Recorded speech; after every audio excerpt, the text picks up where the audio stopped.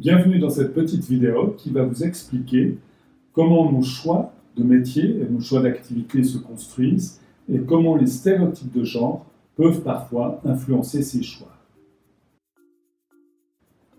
Je m'appelle Pascal Guicax, je suis psychologue et je travaille dans une équipe de recherche à l'Université de Fribourg qui s'intéresse beaucoup aux aspirations professionnelles, c'est-à-dire aux choix des métiers que les jeunes comme vous font. Même si la vidéo s'adresse surtout aux jeunes, à vous, je vous invite à regarder peut-être la vidéo avec vos parents ou peut-être leur montrer la vidéo pour ensuite en discuter. Pour commencer, j'aimerais vous parler des stéréotypes et plus précisément des stéréotypes de genre. Mais un stéréotype, c'est quoi? Un stéréotype, c'est une idée, c'est une croyance qui est partagée par beaucoup de monde. Elle va nous dire ce que doivent et ce que peuvent faire les filles et les garçons. Par exemple, la natation synchronisée. Beaucoup de gens pensent que la natation synchronisée, c'est plutôt pour les filles, et que les filles pourront faire cette activité, et elles seront très bonnes dans cette activité. Par contre, beaucoup de gens pensent que le hockey, ça c'est pour les garçons. Donc les garçons peuvent faire cette activité et en plus seront très bons dans cette activité. Ce qui est étonnant, c'est qu'il n'y a absolument aucune raison finalement pour que ce soit le cas. Et ce qui est encore plus étonnant, c'est que cette croyance, elle est tellement forte que quand on voit des images comme celle-ci ou comme celle-ci, eh bien on est un peu surpris. On se demande, on se dit, bah tiens, c'est un peu étonnant ici. Et là, on voit le poids des stéréotypes dans notre manière de voir le monde. Mais la question se pose, d'où viennent ces stéréotypes? Ce qui est important de dire, c'est que les stéréotypes, vous y êtes exposés tous les jours. Que vous alliez à l'école, sur le chemin de l'école, ou par exemple que vous alliez acheter une soupe dans un supermarché. En parlant de soupe, regardons ces deux soupes ici.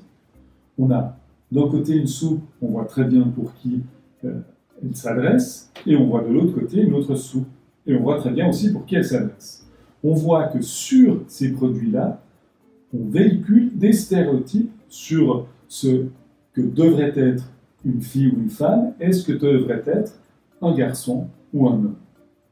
Ce qui est intéressant dans l'exemple de ces deux soupes, c'est la couleur.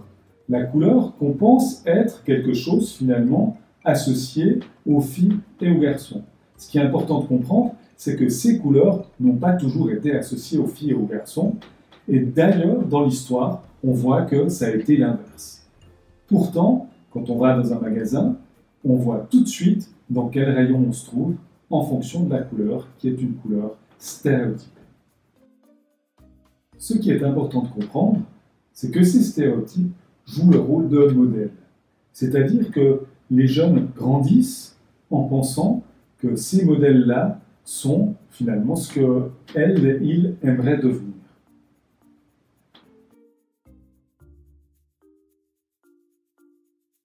Mais revenons un petit peu en arrière pour essayer de comprendre pourquoi il y a certaines choses qu'on aime bien et il y a des choses qu'on aime moins bien. La psychologie peut nous aider à répondre à cette question. En fait, il y a un principe très facile à comprendre. Plus on est exposé à quelque chose, donc plus on va voir quelque chose, plus on va commencer à l'aimer.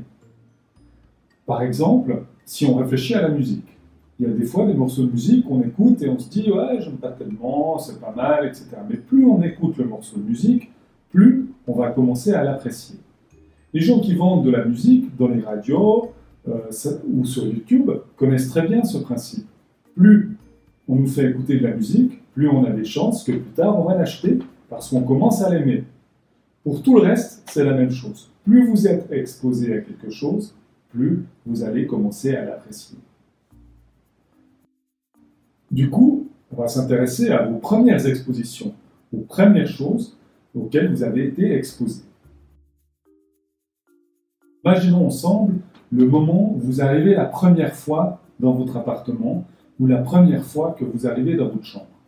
En fait, vous avez probablement un jour, peut-être 2 jours, peut-être un peu plus, mais vous arrivez dans votre appartement pour la première fois. Et là, il y a un coin, il y a une chambre, il y a un lit. En tout cas, il y a déjà des choses qui vous appartiennent. Et ces choses-là, vous ne les avez pas choisies. Les premières expositions ne sont pas votre choix. Et si on revient à l'idée que plus vous êtes exposé à quelque chose, plus vous allez commencer à l'aimer, on peut partir du principe que finalement les choix de vos parents ont beaucoup influencé vos préférences aujourd'hui. Mais vos parents ne sont pas les seuls. Ce ne sont pas les seules personnes qui vous ont influencé finalement dans vos préférences. Imaginons maintenant que vous avez grandi. C'est votre anniversaire. Votre tante, votre oncle aimerait vous offrir quelque chose. En allant au magasin, elle ou il voit certains jouets. Et pour décider, votre tante et oncle peut-être ne vous connaissent pas bien, du coup, pour décider, elles et ils vont essayer de réfléchir un petit peu à ce qu'il y a sur le jouet, à quoi sert le jouet, qu'est-ce qu'on va pouvoir faire avec, etc. Et regardez un peu les exemples qu'on peut voir à l'heure actuelle dans les magasins. Et lorsque vous regardez ça, vous pouvez vous dire que, tiens, pour la personne qui va essayer de choisir un cadeau pour vous, elle va peut-être choisir un cadeau en fonction de l'image qu'il y a sur le jouet. Ensuite, vous allez recevoir ce jouet et vous allez voir que sur l'image, il y a quelqu'un qui vous correspond. Et du coup, vous allez considérer en tant qu'enfant que cette image-là est une personne modèle qui montre que vous êtes une personne qui pourrait faire cette activité. Ce n'est pas seulement pour les jouets, c'est aussi pour les habits. Et ce que ces habits et ces jouets vous racontent, c'est qu'il y a des modèles qu'on pense que vous devriez suivre. Mais nous, ce qui nous intéresse, c'est que vous sortiez de ces modèles et que vous puissiez faire finalement ce que vous avez envie de faire.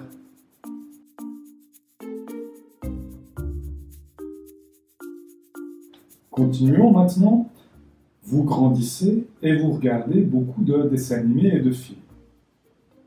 Dans les dessins animés et les films, on voit qu'il reste encore énormément de stéréotypes. D'accord, à l'âge, quand vos parents avaient votre âge, les dessins animés étaient très forts pour montrer ce que les filles et les garçons devaient faire et osaient faire, et montrer ce qui était acceptable finalement pour des filles et des garçons. À l'heure actuelle, les choses ont un peu changé. Il existe de plus en plus des dessins animés qui montrent des personnages, surtout des personnages féminins, qui ont de plus en plus de courage, qui sont des personnes fortes, etc. Un des exemples est bien sûr la Reine des Neiges. Alors la Reine des Neiges, c'est un personnage intéressant. Moi, ce qui m'a toujours intéressé, peut-être vous vous souvenez dans le premier Reine des Neiges, au moment où la Reine des Neiges accepte enfin ses pouvoirs, elle a tout à coup une manière de marcher qui est différente. Avant ses pouvoirs, elle marche de manière tout à fait normale. Elle marche comme ceci. Pourtant, une fois qu'elle accepte ses pouvoirs, elle a construit un immense château de glace, elle enlève ses gants, et là, regardez comment elle marche tout à coup comme ça. Et là, on se dit, mais pourquoi, en enlevant ses gants, tout à coup, elle doit marcher différemment? Et là, on voit qu'on a de nouveau un stéréotype qui veut simplement montrer aux filles, voilà comment une fille devrait marcher. Alors, on voit d'autres personnages qui sont de plus en plus intéressants. On voit surtout dans les films des personnages qui deviennent intéressants, comme Hermione Granger dans Harry Potter. Alors oui, Hermione Granger, c'est probablement le personnage principal. Pourquoi je dis ça? Parce que si Hermione n'est pas là, Harry meurt.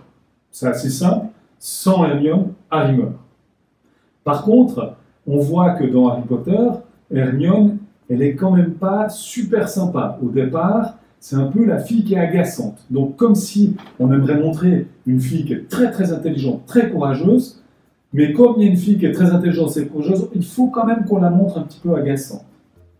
Alors les choses ont changé maintenant, au fur et à mesure de la série, Hermione Granger est devenue une fille plus sympathique, et on voit dans d'autres films, par exemple, des personnages comme Rey. Alors, si vous ne connaissez pas Rey, Rey, c'est la seule Jedi qui a réussi à faire quelque chose contre les forces du mal.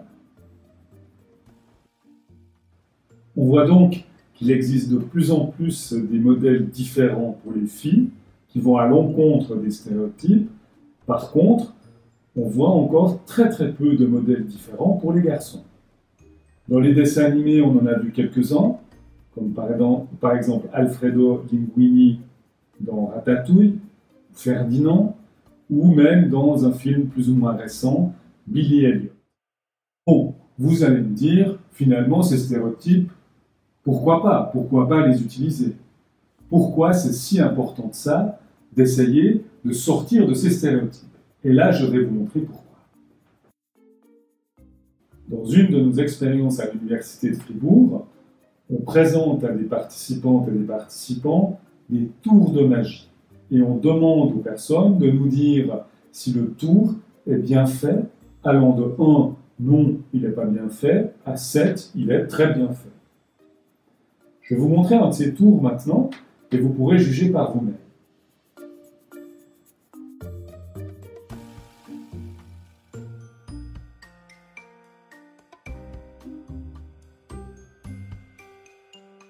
À la moitié des personnes, on leur dit que le tour a été fait par Nicolas.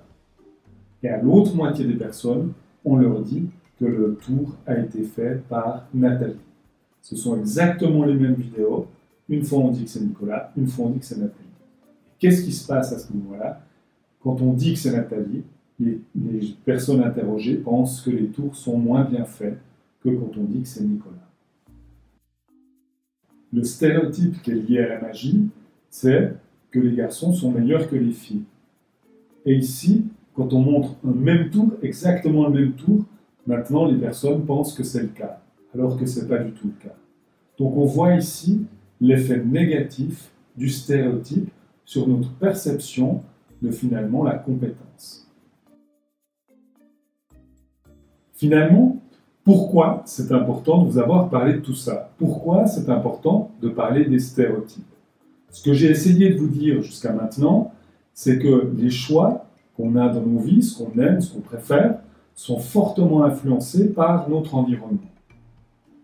Et moi, ce qui m'intéresse, c'est que quand vous réfléchissez maintenant à des professions, à des activités, que vous commenciez un peu à réfléchir plus large.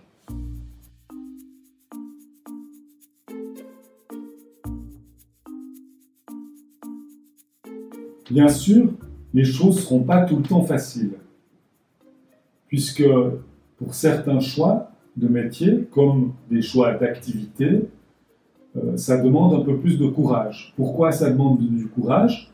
Parce que souvent, notre environnement ou notre société essaye de nous dire que ces choix-là ne sont pas les bons pour nous. Mais réfléchissez de manière large, encore une fois, car maintenant, c'est à vous d'agir.